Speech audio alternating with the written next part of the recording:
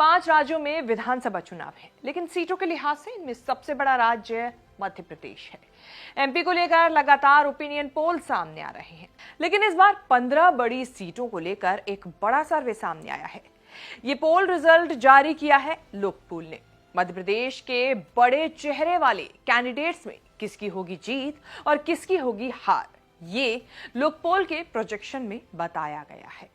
शुरुआत करते हैं मध्य प्रदेश के सीएम शिवराज सिंह चौहान की सीट बुधनी से, जहां से वो फिलहाल जीतते हुए नजर आ रहे हैं। जी हां, बुधनी की जो जनता है शिवराज सिंह चौहान को यहां पर जिता रही है और उन्हें वोट दे रही है 63%, यानी कि 63% उन्हें वोट यहां पर बुधनी की जनता दे रही है। कांग्रेस को यहां पर 30% वोट मिलते ही नजर आ रहे हैं। अन्य के खाते में 7% वोट यहां पर जा रहे हैं। लेकिन यहां पर जो बार ग्राफ है, आप देख सकते हैं कितनी बड़ी संख्या में जो बुधनी की जनता है, बार ग्राफ के हिसाब से देखें तो 63% लोग जो हैं बुधनी से शिवराज सिंह चौहान को जिता रहे हैं। अब देखने वाली बात यह होगी कि शिवराज जो है बुधनी से चुनाव तो जीत रहे हैं, लेकिन क्या वो पूरे मध्य प्रदेश को जीत पाएंगे या नहीं, ये 3 दिसंबर को सामने आएगा। चलिए बढ़ते हैं अगली सीट की तरफ। लोकपोल के अगले प्रोजेक्शन में बात करेंगे मध्य प्रदेश के पूर्व सीएम कमलनाथ के बारे में, जो अपनी सीट छिंदवाड़ा से जीत रहे हैं, वो भी भारी मतों के साथ। यहां पर कमलनाथ को 58% वोट जो है जनता छिंदवाड़ा से दे रही है। 40% वोट यहां पर बीजेपी को मिल रहे हैं, लेकिन बीजेपी की यहां पर हार नजर आ रही है। 2% जो वोट हैं अन्य के खाते में जाते हुए नजर आ रहे हैं। कमलनाथ छिंदवाड़ा से चुनाव लड़ रहे हैं, छिंदवाड़ा सीट से। अब देखने वाली बात यह होगी कि जो पूर्व मुख्यमंत्री मध्य प्रदेश में रहे थे, कि अब वो चुनाव विधानसभा जो होने हैं मध्य प्रदेश में 17 नवंबर को यहां पर मतदान होंगे। 3 दिसंबर को यहां पर वोटिंग के जो नतीजे हैं वो सामने आएंगे। ये तय करेंगे कि इस बार जो मुख्यमंत्री होगा मध्य प्रदेश का, वो शिवराज होंगे या फिर कमलनाथ बनेंगे। चलिए बढ़ते हैं अगली सीट की तरफ। लोकपोल के अगले प्रोजेक्शन में बात करेंगे डॉक्टर नरोत्तम मिश्रा की सीट, जो कि है दतिया।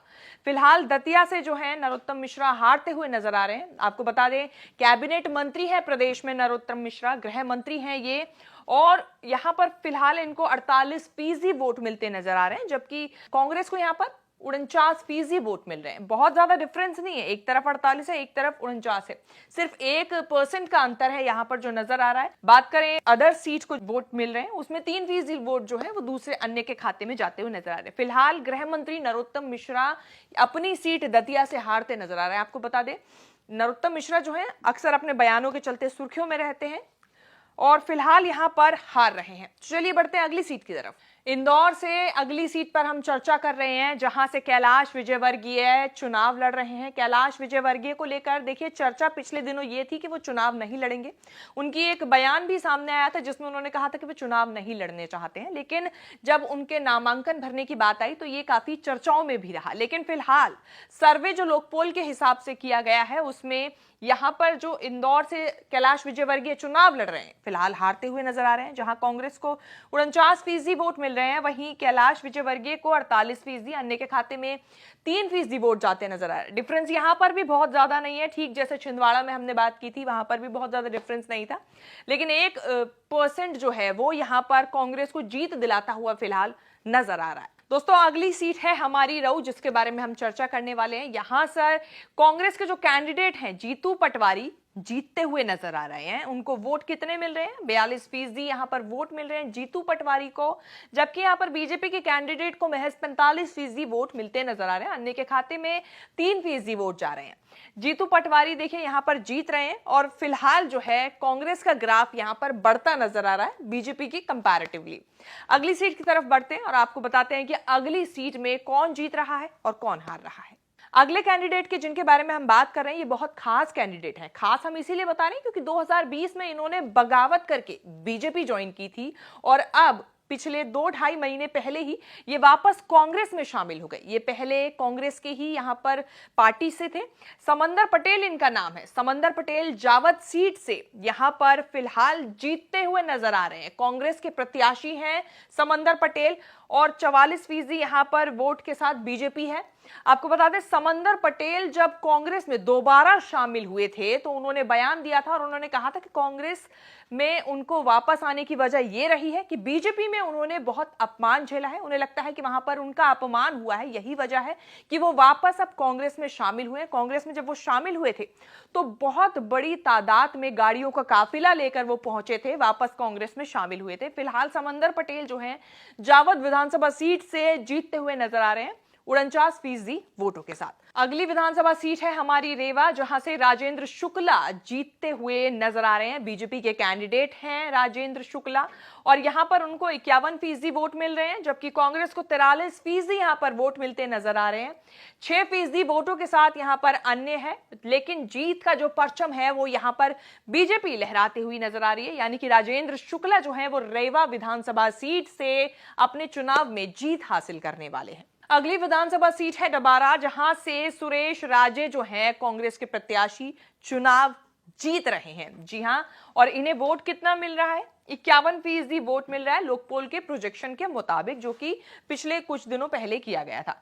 43% वोट यहां पर बीजेपी को मिल रहे हैं। 6% जो वोट है वो अन्य के खाते में जाते नजर आ रहे हैं। बीजेपी के कैंडिडेट को यहां पर सुरेश राजे हरा रहे हैं और डबारा विधानसभा सीट से जीत रहे हैं, यानी यहां से कांग्रेस जीतती हुई नजर आ रही है। बढ़ते हैं अगली सीट की तरफ। अगली सीट है मुलतई, जहां से सुखदेव पानसे कांग्रेस के प्रत्याशी हैं और जीत रहे हैं। जीत कितने फीसदी वोटों के साथ रहे हैं?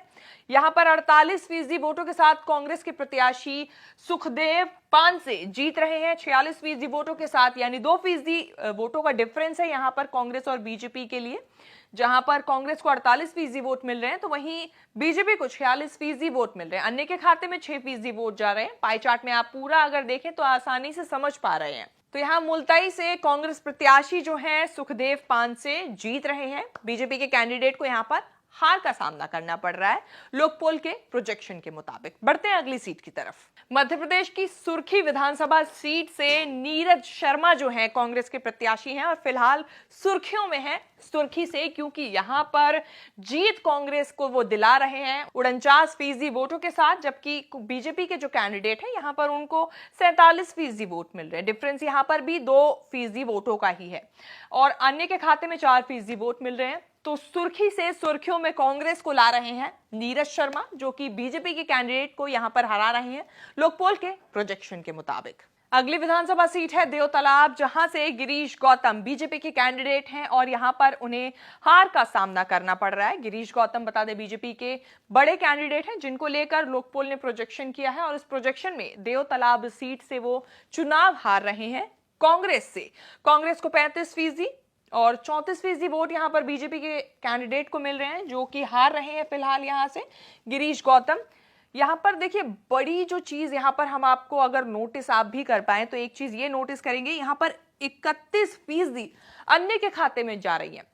अभी तक हमने जिन भी सीट की बात करी है वहां पर हमने 6, 7, 8, 2 इतने ही फीसदी वोट जाते हुए देखे अन्य के खाते में, लेकिन यहां पर कड़ी टक्कर जो है वो यहां पर अन्य के कैंडिडेट से यहां पर मिल रही है, जिन्हें 31% वोट मिलते नजर आ रहे हैं।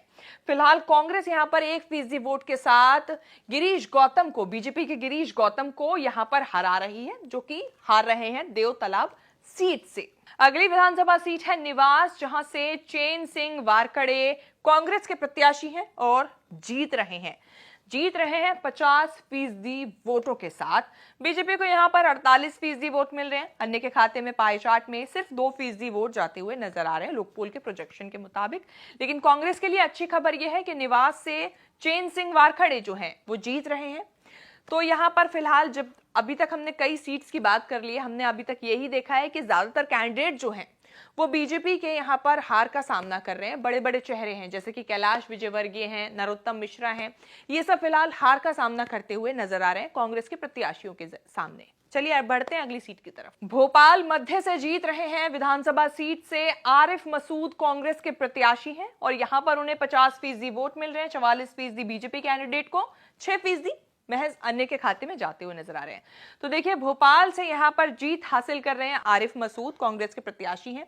तो ये बड़ी बात यह है कि भोपाल जैसे राजधानी से यहां पर आरिफ मसूद जो हैं वो जीतते हुए यहां पर नजर आ रहे हैं। चुरहट विधानसभा सीट से अजय सिंह राहुल जो हैं वो जीत रहे हैं, कांग्रेस के कैंडिडेट हैं। 47% वोट मिल रहे हैं यहां पर कांग्रेस को और बीजेपी को महज 40% वोट मिल रहे हैं। अन्य के खाते में 13% वोट यहां पर जाते हुए नजर आ रहे हैं। अजय सिंह राहुल जो है चुरहट विधानसभा सीट से जीतते हुए नजर आ रहे हैं। तो अब तक हमने 14 सीटों के बारे में चर्चा कर ली है। बढ़ते हैं अगली और आखिरी 15वीं सीट की तरफ। अगली विधानसभा सीट है झाबुआ, जहां से कांग्रेस के डॉक्टर विक्रांत भूरिया जीत रहे हैं।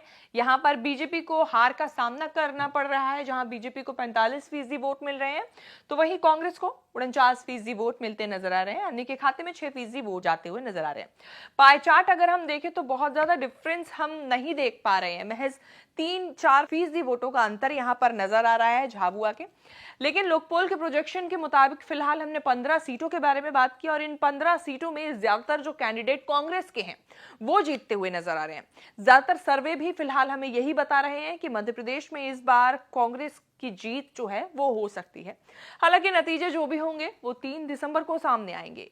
बता दें कि 2018 के चुनाव के बाद एमपी में ज्योतिरादित्य सिंधिया की वजह से कांग्रेस टूट गई थी और करीब 15 महीनों में ही कमलनाथ सरकार गिर गई थी और बीजेपी ने शिवराज सिंह चौहान के नेतृत्व में सरकार बना ली थी। तब से शिवराज मध्य प्रदेश की गद्दी पर विराजमान है। उसके बाद अब सीधे 2023 में चुनाव हो रहे हैं।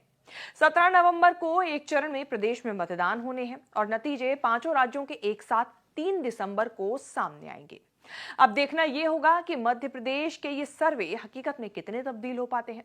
आपको मध्य प्रदेश की 15 बड़ी सीटों को लेकर जो हमने रिपोर्ट दिखाई है इसके बारे में आपकी क्या राय है, ये कमेंट करके जरूर बताएं।